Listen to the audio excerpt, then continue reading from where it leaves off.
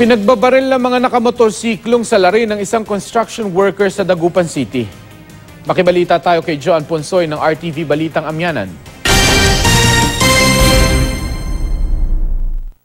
Pinagbabaril ng mga salaring sakay umano ng motorsiklo ang 22 taong gulang na construction worker na si Aris Vihuco habang palabas siya mula sa computer shop sa Barangay Bulosan, Dagupan City.